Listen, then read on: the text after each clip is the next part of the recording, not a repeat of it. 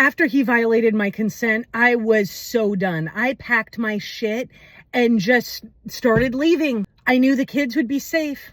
Part 70 of sharing my story on here because it's so much easier than writing another book. I was so livid and frustrated and hurt that I just packed my bags and I left. I went to a hotel and I decided to just stay at the hotel for a while because I didn't want to come home. And of course, I'm keeping track and communicating with the kids. And I tell them very briefly, kind of like how I tell you guys, what happened. And they're just like, yeah, go, like, enjoy, and we'll like keep in touch. I talk to them multiple times a day and make sure that everything's good at home. So I start leaving for like a week to 2 weeks, coming home for a few days, and I leave again, and I'm just getting furious inside of myself. I am like, why am I the one that has to leave the house when he's the one that caused the problem?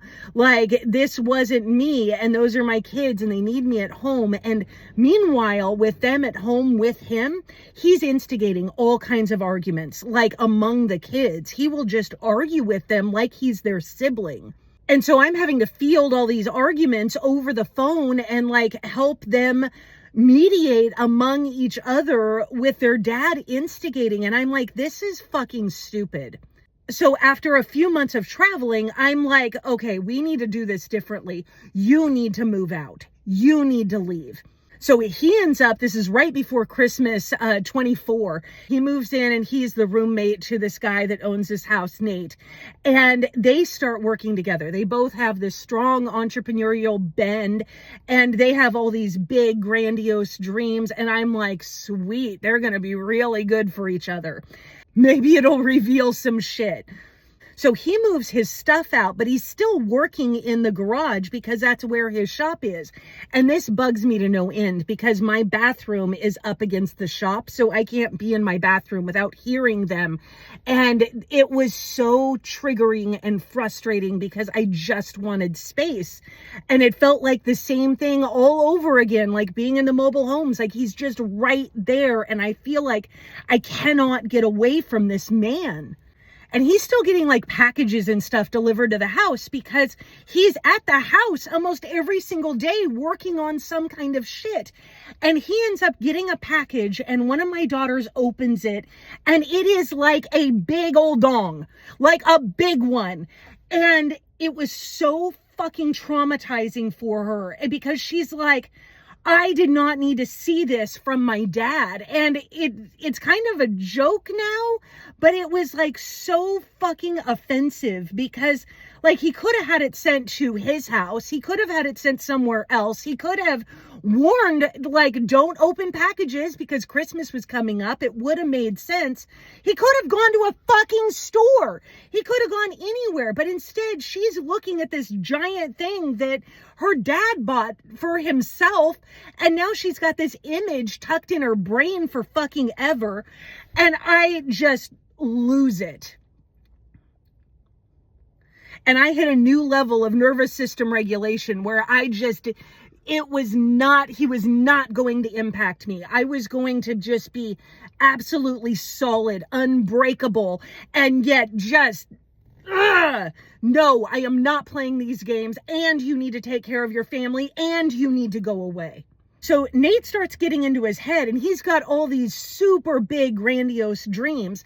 Like he starts making a ton of sales and more money starts to come in. The challenge is that Nate isn't a carpenter and Reed is really good at what he does, but he has such a hard time keeping a team and building these things. Like he's building like really immaculate high-end like libraries with sliding ladders and stunning fireplace mantels, like things that are really intricate and not easy. You have to be a master craftsman, so you can't just hire someone for $25 an hour and expect them to produce at the level of quality that he does. So he's having a super hard time finding anyone to do the work. So he's still having to do all the work, but now he's got more sales than he can produce the work for. Nate is just boosting him up. Like he's got him out driving $100,000 vehicles, being like, this is what you need to get. Meanwhile, our bills aren't paid. And he's talking about making a $2,000 a month truck payment. I'm like, are you out of your damn mind? He ends up making some more sales and I pay off a bunch of bills and everything is like, we have a better moment. January 30th, 2025, we have this conversation that I recorded because I could not understand how he could be so intentionally malicious. Like just not hearing me, over promising, withholding money and then giving a bunch of money and these rounds and rounds of things. And in this conversation, I'm literally crying and I say, I don't understand how someone can be so malicious and evil.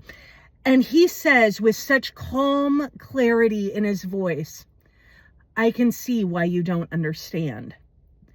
And I listened to that replay over and over and over and over again. And I was like, one, he really has to go. So I start pushing him to get a shop. And then I started to listen to all of our arguments, all of our conflicts that we had that I had recorded over the prior 4.5 years. And I was like, I don't know what this is. And he has always told me, don't help me, don't diagnose me, like, don't try to figure me out. And I'm like, you know what? Fuck it. I can't diagnose him. I'm not a doctor, but I sure as fuck can read the books, figure out what the fuck is wrong with him because it's the same thing that's going on in my kids. And if I'm really about breaking generational cycles, then I need to figure out the label for this so we know how to unwind it within our family.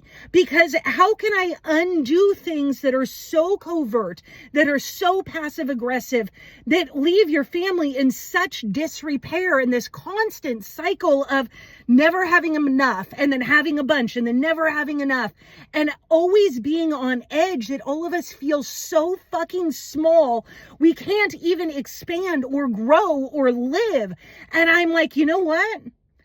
I've got to figure out a plan. I think I have an idea because I'm so fucking tired of these cycles and not understanding what's going on.